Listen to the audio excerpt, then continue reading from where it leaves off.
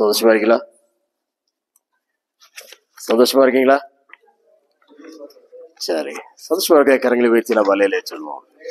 ஹல்லேலூயா, ஹல்லேலூயா. இந்த நாளிலும் கூடி வந்திருக்கிற உங்கள் ஒவ்வொருவரையும் ஆண்டவராகிய இயேசு கிறிஸ்துவின் நாமத்தினாலே என்னுடைய வாழ்த்துதலை தெரிவிக்கின்றோம். இது கிறிஸ்துமஸ் காலம் இல்லையா? கிறிஸ்துமஸ் காலத்துல நாம் ஒவ்வொரு நாளும் ஆண்டவருடைய பிறப்பை குறித்ததான காரியத்தை நாம் என்ன செய்து கொண்டிருக்கிறோம்? நாம் தியானம் செய்து கொண்டிருக்கிறோம், அறிவித்துக் கொண்டிருக்கின்றோம். அதனுடைய அடையாளமாக தான் இப்படிப்பட்டதான டெக்கரேஷன். கிறிஸ்துமஸ் காலத்துல நாம் செய்கிற ரொம்ப முக்கியமான ஒரு காரியம் என்னன்னு சொன்னா, எது நாம் செய்யறோமோ இல்லையோ ஒரு ஸ்டாரை நம்ம என்ன செஞ்சிருவோம்? எல்லாரும் வீட்லயும் நம்ம என்ன செஞ்சிருவோம்? ஒரு ஸ்டாரை போட்டுருவோம். எதுக்கு? கிறிஸ்துமஸினுடைய அடையாளம் இல்லையா? கிறிஸ்தவர்கள் இயேசு கிறிஸ்துவனுடைய இரத்தத்தினாலே மீட்கப்பட்டதான கர்த்தருடைய பிள்ளைகளாகி இந்த இடத்துல இருக்கின்றார்கள் என்பதை உலகத்திற்கு அறிவிப்பதற்காக இந்த ஸ்டாரை நம்ம என்ன செய்யறோம்? நாம அணிந்து கொள்கிறோம். அடுத்ததாக கிறிஸ்துமஸ் காலத்தை நெருங்க நெருங்க நெருங்க நாம் இன்னொரு காரியத்தை நாம் செய்கின்றோம். நம்முடைய நண்பர்களுக்கு அல்லது நம்முடைய உற்றார் உறவினர்களுக்கு நாம் செய்யக்கூடிய ஒரு காரியம் என்ன அப்படின்னு சொன்னா, ஏதாவது நம்ம என்ன செஞ்சிருவோம்? ஏதாவது நம்ம என்ன செய்வோம்? கிஃப்ட் என்ன செய்வோம்? நாம கொடுப்போம் இல்லையா? பரிசை நம்ம என்ன செய்வோம்? ஆண்டவர் இயேசு கிறிஸ்துவை குறித்ததான அந்த நற்செய்தியோடு அந்த வாழ்த்துதலோடு அவர்களுக்கு பரிசை நாம் என்ன செய்வோம்? நாம் கொடுப்போம். இந்த தருணத்திலே ஆண்டவர் நமக்கு ஒரு வசனத்தை, ஒரு வார்த்தையை நமக்கு உணர்த்துகின்றார். என்ன அப்படின்னு சொன்னா, யாக்கோபு 4ஆம் அதிகாரம் 17வது வசனம். யாக்கோபு 4ஆம் அதிகாரம் 17வது வசனம். யாராவது எடுத்தவர்கள் வாசியுங்கள். யாக்கோபு 4ஆம் அதிகாரம் 17வது வசனம்.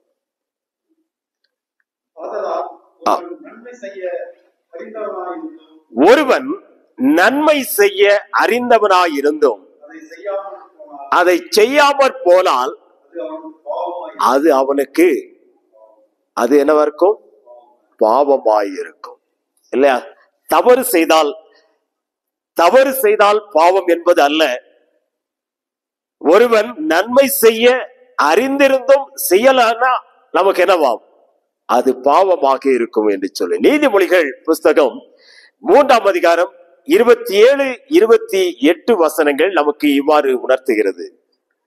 நீதிமொழிகள் 3ஆம் அதிகாரம் 27, 28வது வசனம். நீதிமொழிகள் 3ஆம் அதிகாரம் 27, 28வது வசனம். நன்மை செய்யும்படி உனக்கு திராணி இருக்கும் போது அதை செய்யத்தக்கவர்களுக்கு செய்யாமல் இராது.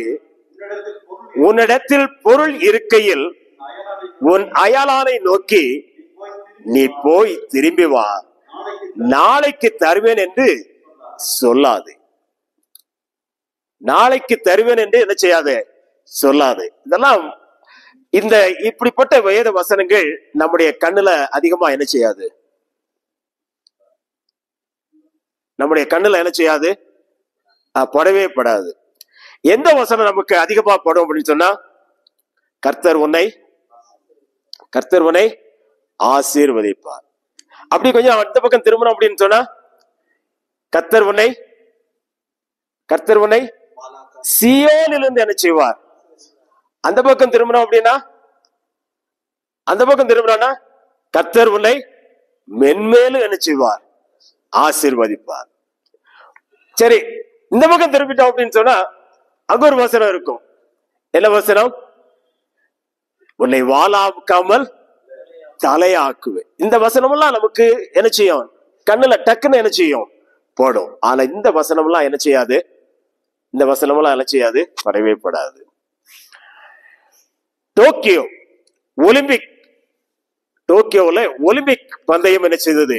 நடைபெற்றது. எந்த வருஷம் அப்படின்னு சொன்னா 2021 வருஷம் ஜப்பான் தேசத்தினுடைய தலைநகரிலே, டோக்கியோ நகரிலே ஒரு ஒலிம்பிக் பந்தயம் நடைபெற்றது. இந்த ஒலிம்பிக் பந்தயத்துல மரியா ஆண்ட்ரெஜிக், எங்க சொல்லுங்க பாப்போம். மரியா ஆண்ட்ரெஜிக். இந்த மரியா ஆண்ட்ரெஜிக்கும் என்ன செய்தாள்? அவள் இந்த ஒலிம்பிக் பந்தயத்துல கலந்து கொண்டாள். அவள் எந்த தேசத்தை சேர்ந்தவள் சொன்னால் போலந்து நாட்டை சேர்ந்தவள். இந்த நாடு போலந்து நாடு. இந்த போலந்து நாட்டுல ரொம்ப அதிகமாக அதை பங்கு பெறுகிறவர்கள் ரொம்ப குறைவுதான். எப்பயாவது சில மக்கள் தான் நினைச்சுவார்கள், அதில் கடந்து வருவார்கள்.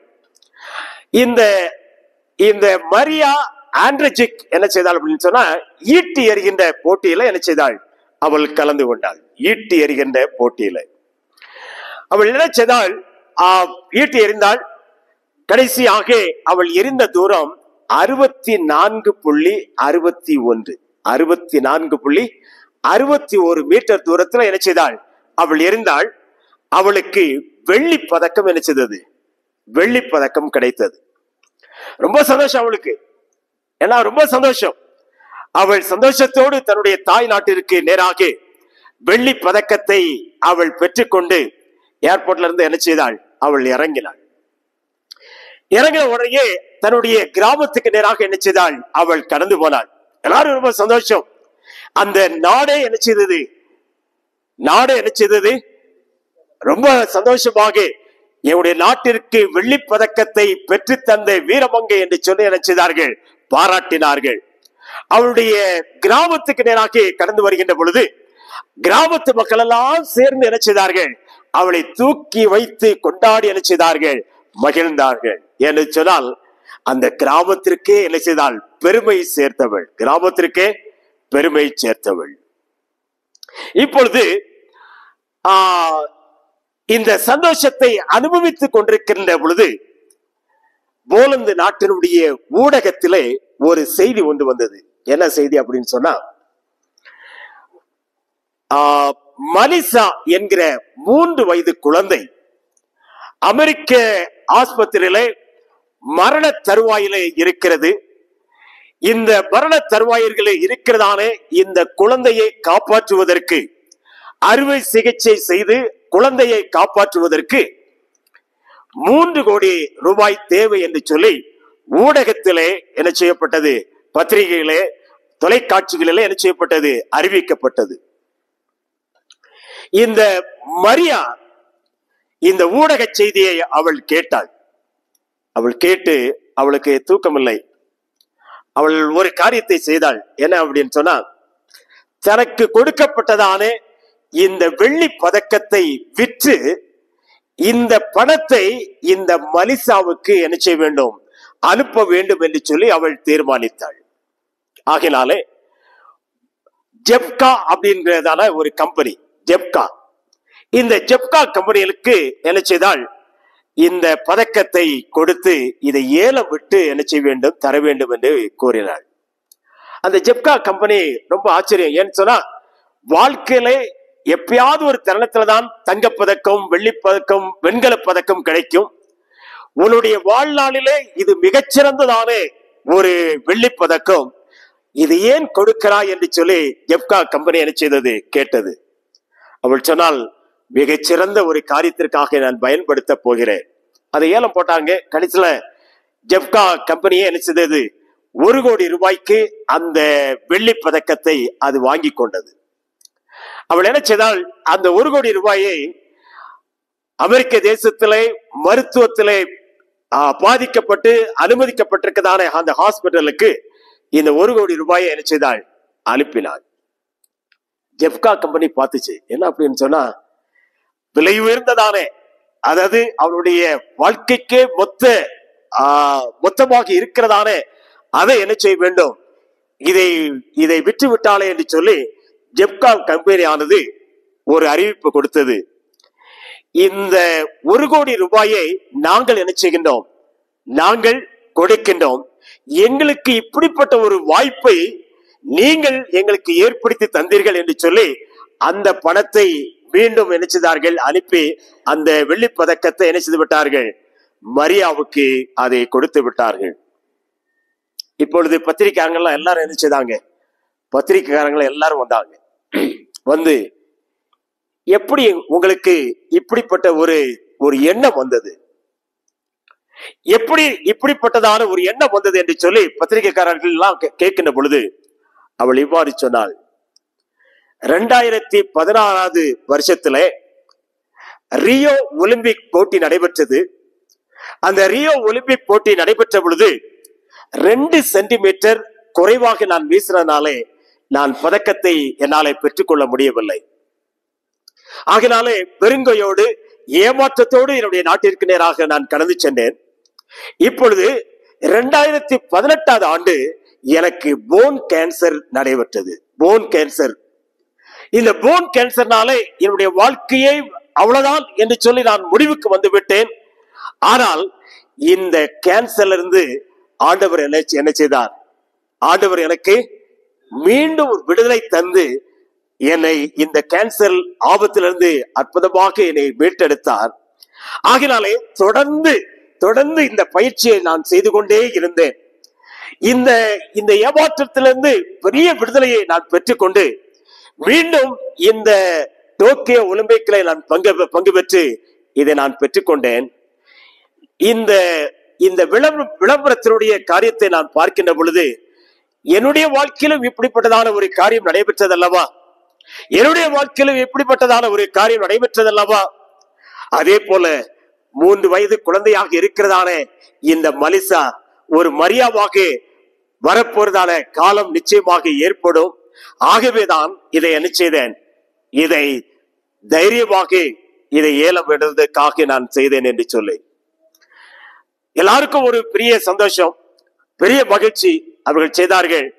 மரியாவுடைய பெயரிலேயே இனி இப்படிப்பட்டதான குழந்தைகள் பாதிக்கப்படும் என்று சொன்னால் அவர்களுக்கு உதவி செய்ய வேண்டும் என்கிறதான எண்ணத்தை இந்த மரியா என்ன செய்தாள், அவள் பெற்றுக் கொடுத்தாள். நம்முடைய வாழ்க்கையில மரியாவையும் மலிசாவையும் நாம் என்ன செய்து விடக்கூடாது, மறந்து போய்விடக் கூடாது. மரியாவையும் மலிசாவையும் நாம் மறந்து போய்விடக் கூடாது. ஏசாயா தீர்க்கதரிசியுடைய புத்தகம் 32ஆம் அதிகாரம் 8வது வசனம் இவ்வாறு கூறுகிறது. ஏசாயா 32ஆம் அதிகாரம் 8வது வசனம். தயாள குணமுள்ளவன் தயாளமானவர்களை யோசிக்கிறான், தயாளமானவர்களையே நிலைத்தும் இருக்கின்றான். யாக்கோபு 2ஆம் அதிகாரம் 15வது வசனத்தை வாசியுங்கள். யாக்கோபு 2:15-16. யாக்கோபு 2:15-16.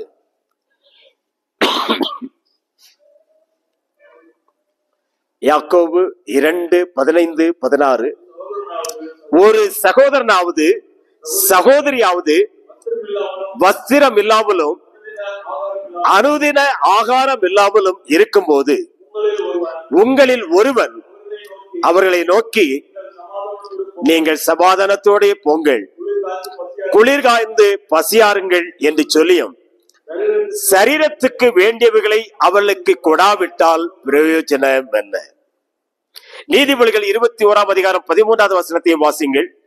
நீதிமொழிகள் 21ஆம் அதிகாரம் 13வது வசனம். நீதிமொழிகள் 21ஆம் அதிகாரம் 13வது வசனம். ஏழையின் கூக்குரலுக்கு தன் செவியை அடைத்துக் கொள்ளுகிறவன் தானும் சத்தமிட்டு கூப்பிடும் போது கேட்கப்பட மாட்டான். ஆகையால்தான் நீதிமொழிகள் 19ஆம் அதிகாரம் 17வது வசனம் இவ்வாறு சொல்லுகிறது. ஏழைக்கு இறங்குகிறவன் கர்த்தருக்கு என்ன செய்கிறான், கடன் கொடுக்கிறான். அவன் கொடுத்ததை அவர் திரும்ப என்ன செய்வார், கொடுப்பார். ஒரு ஏழைக்கு நாம் கொடுப்போம் என்று சொன்னால் நாம் ஆண்டவருக்கு என்ன செய்கிறோம், ஆண்டவருக்கு என்ன செய்கிறோம், கடன் கொடுக்கிறோம். ஆண்டவருக்கே நாம் என்ன செய்கிறோம், கடன் கொடுக்கின்றோம். ஆண்டவருக்கு கடன் கொடுத்தால் நிச்சயமாக நமக்கு என்ன வரும், நிச்சயமாக அந்த பணமும் வரும், பணத்தோட எதுவும் வரும் சேர்ந்து, வட்டியும் குட்டியும் எல்லாம் சேர்த்து போட்டு என்ன செஞ்சிருவாரு, அப்படிதானே? வட்டியும் சேர்த்து தருவாரு, அதோட குட்டியும் சேர்த்து என்ன செஞ்சிருவாரு, நமக்கு ஏராளமாக தருகின்றவர் இல்லையா? ஆண்டவர் நமக்கு இந்த கிறிஸ்துமஸ் காலத்துல எதையாவது நம்மை சுற்றிலும் இருக்கிறதான ஏதாவது மக்களுக்கு நாம் கர்த்தருடைய அன்பை வெளிப்படுத்தி காண்பிப்பதற்கு இப்படிப்பட்ட பரிசை கொடுக்க ஆண்டவர் நமக்கு என்ன செய்திருக்கிறார், சந்தர்ப்பங்களை நமக்கு வழங்கியிருக்கிறார். இப்படிப்பட்டவர்களை காரியத்தை கொடுப்பதற்கு நமக்கு என்ன செய்கிறார், ஆண்டவர் ஏற்ற தருணங்களை நமக்கு தந்திருக்கின்றார். பல நேரங்களில் நம்ம சொல்லலாம், இவனுக்கு கொடுக்கிறதுக்கு சும்மா இருந்திருக்கலாம் இல்லையா? என்னத்தை செஞ்சு என்ன ஒருத்தனும் என்ன செய்ய மாட்டேன்றான். நாம் எவ்வளவோ காரியத்தை செஞ்சிருக்கிறேன், எவ்வளவோ காரியத்தை செய்கின்றேன், அவன் திரும்பியே நம்ம என்ன செய்ய மாட்டேன்றான் இல்லையா? பல நேரங்களில் நாம் உதவி செய்கிறதுல நாம் என்ன செய்திருக்கிறோம், குறைபட்டு பொழிவு எடுக்கிறோம். நானும் சேர்த்துதான் பல வருடங்களுக்கு முன்பதாக சில காரியத்தினால இனிமேல் யாருக்கும் எதுவும் என்ன செய்யக்கூடாது, இனிமேல் யாருக்கும் எதுவும் செஞ்சதெல்லாம் போதும், இனிமேல் யாருக்கும் என்ன செய்யக்கூடாது, எதுவும் செய்யக்கூடாது. எல்லாரும் என்னை போல நீங்களும் என்ன செய்திருப்பீங்க, யோசிச்சிருப்பீங்க. அதே நாளிலே நான் ஆபீஸ்ல உட்கார்ந்து பைபிளை அப்படி திறந்த உடனே என் கண்ணில் பட்ட ஒரு வசனம், கர்த்தரை நம்பி 115வது சங்கீதம் என்று நினைக்கிறேன். 115வது சங்கீதத்துல கர்த்தரை நம்பி என்ன செய்ய, நன்மை செய். இல்ல பல நேரங்களில நாம் நன்மை செய்கிறதுனால பல தீமைகளை நாம் என்ன செய்திருக்கிறோம், நாம் பெற்றிருக்கிறோம். அந்த பெற்றதுனால உள்ள விரக்தியில தான் நாம் சில நேரங்களில் இப்படிப்பட்ட ஒரு தீர்மானங்கள் நாம் என்ன செய்கிறோம், நாம் எடுக்கிறோம். ஆனால் ஆண்டவர் நமக்கு கற்றுக் கொடுக்கிற ஒரு காரியம் என்ன, நீ நன்மை செய்ய, என்னை நம்பி என்ன செய்ய. நாம் அதுக்கு தான் நாம் முந்தின வசனத்தை நாம் வாசித்தோம். யாருக்கு நாம் கடன் கொடுக்கிறோம், யாருக்கு கடன் கொடுக்கிறோம், கடன் கொடுத்தா மீண்டும் நமக்கு என்ன செய்வார், மீண்டும் நமக்கு என்ன செய்வார், அதை திரும்ப தருவார் இல்லையா? மனிதர்கள் என்ன செய்வார்கள், திரும்ப தராமல் போய்விடுவார்கள். ஆனால் கர்த்தருக்கு நாம் கடன் கொடுக்கின்ற பொழுது ஆண்டவர் திரும்ப என்ன செய்வார், நமக்கு தருவார். எபிரேயர் 13ஆம் அதிகாரம் 14வது வசனத்தை வாசிங்கள். எபிரேயர் 13ஆம் அதிகாரம் 16வது வசனம். எபிரேயர் 13ஆம் அதிகாரம் 16வது வசனம். அன்றியும் நன்மை செய்யவும் தான தர்மம் பண்ணவும் மறவாதிருங்கள், இப்படிப்பட்ட பலிகளின் மேல் தேவன் பிரியமாயிருக்கிறார். அப்ப இது என்ன, இது என்னது, இது பலி இல்லையா? ஸ்தோத்திர பலி நாம் செலுத்துகிறோமா, ஸ்தோத்திர பலி செலுத்துகிறோமா? ஒவ்வொரு பேரும் நம்ம என்ன செய்கிறோம், ஸ்தோத்திர பலி செலுத்துகிறோம். துதி பலி செலுத்துகிறோமா, துதி பலி செலுத்துகிறோமா? எல்லாரும் துதி பலி செலுத்துகிறோம், ஸ்தோத்திர பலி செலுத்துகிறோம் இல்லையா? ஆராதிக்கின்றோம், ஆண்டவரை துதிக்கின்றோம், பாடுகின்றோம், எல்லா காரியங்களையும் நாம் செய்கின்றோம். இப்படிப்பட்ட பலிகளிலே ஆண்டவர் பிரியமாக இருந்தாலும் எதிலே பிரியமாக இருக்கிறார், இன்னும் அதிகமாக பிரியமாக இருக்கிறார். அன்றியும் நன்மை செய்யவும் தான தர்மம் பண்ணவும் மறவாதிருங்கள், இப்படிப்பட்ட பலிகளின் மேல் ஆண்டவர் எப்படி இருக்கிறாராம், பிரியமாக இருக்கிறார் என்று சொல்லி கர்த்தருடைய வேதம் நமக்கு கூறுகிறது. இந்த மரியா மலிசாவுடைய இந்த காரியம் நமக்கு ஒரு பெரிய சவாலை கொடுக்கக்கூடியதாக இருக்கிறது, ஒரு பெரிய சவாலை கொடுக்கக்கூடியதாக இருக்கிறது. என்ன சவால்?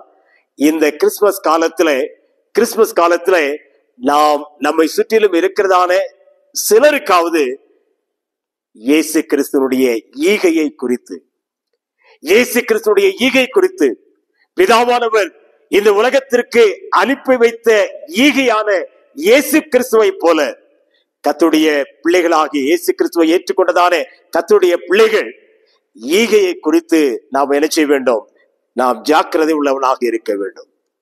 ஈகையை நாம் என்ன செய்ய வேண்டும், கொடுப்பதற்கு நாம் முன்னோடிகளாக நாம் என்ன செய்ய வேண்டும், நாம் இருக்க வேண்டும். இயேசு கிறிஸ்துனுடைய நற்செய்தியை கொடுப்பதற்கு நாம் ஆயத்தம் உள்ளவர்களாக இருக்க வேண்டும். அநேக ஆண்டுகளுக்கு பின்பதாக எங்களுடைய பள்ளி தோழர்கள் நாங்கள் என்ன செய்தோம், நாங்கள் ஒன்று சேர்ந்தோம். கிட்டத்தட்ட 35-40 ஆண்டுகளுக்கு பின்பதாக நாங்கள் பல இடத்திலே இருந்ததான நண்பர்கள் என்ன செய்தோம், ஒன்று சேர்ந்தோம். ஒரு மத்தியான லஞ்ச் என்ன செய்தது, நாங்கள் எல்லாம் சாப்பிட்டு எல்லாம் முடிச்சதுக்கு பிறகு என்னுடைய நண்பர் அனில்குமார் அவர்கள், நான் ஒரு நல்ல ஒரு பரிசை என்ன செய்திருக்கிறேன், எல்லாருக்கும் நான் ஒரு கிஃப்ட் நான் என்ன செய்யணும், நான் கொடுக்கணும் அப்படின்னு சொல்லி சொன்னார். எல்லாரும் ரொம்ப ரொம்ப சந்தோஷமா என்ன செய்றாங்க, எல்லாம் ரோட்ல வந்து கொஞ்ச நேரம் அப்படியே பேசிக்கிட்டே இருந்தோம். பொதுவாக அனில்குமார் மலையில இருந்து வந்துட்டார் அப்படின்னு சொன்னா கொஞ்சம் காய்கறி எல்லாம் என்ன செய்வாரு, எல்லா நண்பர்களுக்கும் காய்கறி கொண்டு வந்து கொடுப்பார். அப்ப எல்லாரும் எதிர்பார்த்துட்டு இருந்தாங்க, அனில்குமார் எதை கொண்டு வர போறாரு, எதை தர போறாரு கிஃப்ட், காய்கறி கூட தர போறாரு அப்படின்னு சொல்லி எல்லாரும் ரெடியா இருந்தாங்க. அப்படி பேசிட்டு இருக்கும்போது எல்லாருக்கும் ஆளுக்கு ஒரு பைபிள் அனுப்பிச்சாரு, ஆளுக்கு ஒரு பைபிள் அப்படியே கொடுத்தாரு. எல்லாரும் இந்த நண்பர்கள் தான். இதுதான் விலை மதிக்க முடியாத மிகச்சிறந்த பரிசு. இன்னைக்குல என்னைக்காவது ஒரு நேரங்கள்ல அந்த பைபிளை அப்படி புரட்டும் போது அவன் கண்ணில் படும். என்ன படும்? முதலாவது தேவனுடைய ராஜ்யத்தையும் நீதியும் தேடுங்கள், அப்பொழுது இவர்களெல்லாம் உங்களுக்கு கூட என்ன செய்யப்படும், கொடுக்கப்படும். இல்லையா? ஒரு வேத வார்த்தை அவருடைய கரங்களிலே கண்ணிலே படுகின்ற பொழுது நிச்சயமாக இந்த வேத வார்த்தைகள் என்ன செய்யும், அவருடைய கண்களை திறக்கும். இயேசு கிறிஸ்துவை ஏற்றுக்கொள்வதற்கான ஒரு வாய்ப்பாக என்ன செய்யும், அமையும். பொதுவாக மற்ற வசனங்கள், ஆசீர்வதிக்கின்ற வசனங்கள் நிறைய நமக்கு நன்றாக தெரியும். ஆனா பொதுவாக இன்னொரு காரியத்தை பார்த்தீங்கன்னு சொன்னா, பல வசனங்கள் நமக்கு ஒரு பெரிய ஈர்ப்பை என்ன செய்யாது, அது தராது. குறிப்பாக மத்தேயு எழுதின சுவிசேஷம் 1ஆம் அதிகாரத்தினுடைய ஒவ்வொரு வசனத்தை நீங்க பாத்தீங்க அப்படின்னு சொன்னா, அதுல என்ன எழுதப்பட்டிருக்கும்? மத்தேயு 1ஆம் அதிகாரம் 1வது வசனத்திலிருந்து வம்ச வர்றாரு. அவன் இவனை பார்த்தா, இவன் இவனை பார்த்தா, இவன் இவனை பார்த்தா. இந்த வசனத்தை வாசித்து யாராவது மாறி இருக்காங்களா? இந்த வசனத்தை வாசித்து யாராவது இயேசுவை ஏற்றுக்கொண்டிருக்கிறாங்களா? மாறி இருக்கிறாங்களா? மாறி இருக்கிறாங்க இல்லையா? நமக்கு வேணா எப்படி தெரியுது, நமக்கு இந்த மாதிரி வசனத்தை நம்ம அதிகமா என்ன செய்யறது இல்ல. எப்போ எடுப்போம் அப்படின்னு சொன்னா, என்னைக்காவது ஒரு நாள் அப்படி வாழ்க்கின்ற போது நம்ம என்ன செய்வோம், அதை வாசிப்போம். ஆனால் ஒரு வார்த்தையினாலே ஆண்டவர் எப்படிப்பட்ட மனிதனையும் என்ன செய்ய முடியும், மாற்ற முடியும் என்பதற்கு வம்ச வரலாறு மூலமாகவும் அநேகர் நினைச்சிருக்கிறார்கள், மாற்றப்பட்டிருக்கிறார்கள். ஏன் அப்படின்னு சொன்னா, உலகத்துல வேறு எந்த புத்தகத்திலையும் வம்ச வரலாறுகள் என்ன செய்யப்படவில்லை, வம்ச வரலாறுகள் குறிப்பிடப்படவில்லை. பிராமண சகோதரர்கள் வம்ச வரலாற்றுடைய அட்டவணையை பார்த்து இயேசு கிறிஸ்துவை ஏற்றுக்கொண்டவர்கள் அநேகர். ஆகினாலே இந்த கிறிஸ்துமஸ் காலத்துல மிகச்சிறந்த பரிசாகிய இயேசு கிறிஸ்து நமக்குடைய கரங்களிலே கொடுக்கப்பட்டதான, விலையேறப்பட்டதான இந்த வார்த்தையை நாம் பகிர்ந்தளிக்க வேண்டியது மிக மிக அவசியமான ஒரு காரியம். இந்த கிறிஸ்துமஸ் காலத்துல கேரல் டவுன்ஸ் போனோம் அப்படின்னு சொன்னா யாரும் அதிகமா என்ன செய்ய மாட்டாங்க, யாரும் என்ன செய்யறது இல்லை, அதிகமாக நம்ம தொந்தரவு பண்றது இல்லை. அதனால தாராளமா என்ன செய்யலாம், சத்தம் போட்டு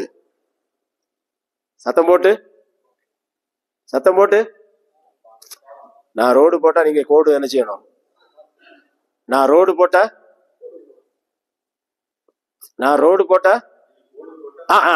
அதான கோடு போட்டா என்ன செய்யணும், ரோடு போடணும் நீங்க, இல்லையா? அப்ப இந்த கிறிஸ்துமஸ் காலத்துல நாம் தாராளமாக என்ன செய்யலாம், நற்செய்தியை, இயேசு கிறிஸ்து என்கிறதான பரிசை நாம் மற்றவர்களுக்கு பகிர்ந்து என்ன செய்ய முடியும், நாம் அளிக்க முடியும். ஒரு மரியா மலிசாவுக்கு உதவி செய்தது போல இந்த ஜனங்கள் அக்கிரமத்திலே பாவத்திலே அழிந்து போறதானே இந்த மக்களுக்கு, அழிந்து போகக்கூடியதான இந்த மக்களுக்கு நாம் கொடுக்கக்கூடிய மிகச்சிறந்த பரிசு இயேசு கிறிஸ்து என்கிற பரிசை நாம் என்ன செய்ய வேண்டும்? இயேசு கிறிஸ்து என்கிற பரிசை நாம் கொடுக்க கொடுக்க கொடுக்க ஆண்டவர் நம்மையும் என்ன செய்வார்? ஆசீர்வதிப்பார், கனப்படுத்துவார், உயர்த்துவார். கண்களை மூடி நாம் ஜெபிப்போம். நேசிக்கின்ற நல்ல ஆண்டவரே, உம்முடைய கரங்களிலே நாங்கள் சமர்ப்பிக்கின்றோம், அர்ப்பணிக்கின்றோம் ஐயா. இந்த கிறிஸ்துமஸ் காலத்தை நாங்கள் ஒரு அர்த்தமுள்ள ஒரு காலமாக நாங்கள் கடந்து செல்ல எங்கள் ஆண்டவர் எங்களுக்கு கிருபை செய்ய வேண்டும் என்று நாங்கள் வேண்டிக் கொள்கிறோம். எங்களை சுற்றில் இருக்கதான ஏராளமான மக்கள் இயேசுவை அறிந்தோ அறியாமலோ ஏதோ ஒரு விதத்திலே வாழ்ந்து கொண்டிருக்கின்றார்கள்.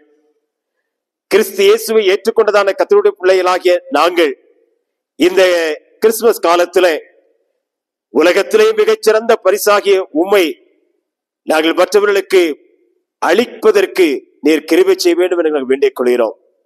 சூழ்நிலையில் எங்களுக்கு சாதகமாக இராவிட்டாலும் சாதகமாக மாற்றிக்கொள்வதற்கு ஆண்டவர் எங்களுக்கு கிருபை செய்ய வேண்டும் என்று வேண்டிக் கொள்கிறோம். மிகச்சிறந்தமாக பொக்கிஷமாகிய கிறிஸ்து இயேசுவையே நாங்கள் அறிவித்து அவர்களுக்கு உம்மை வெளிப்படுத்தி கொடுப்பதற்கு நீர் கிருபை பாராட்ட வேண்டும் என்று சொல்லி வேண்டிக் கொள்கிறோம். இந்த நாளிலும் ஆண்டவரே, உம்முடைய திருப்பாதத்தில் எங்களை சமர்ப்பிக்கிறோம், அர்ப்பணிக்கின்றோம்.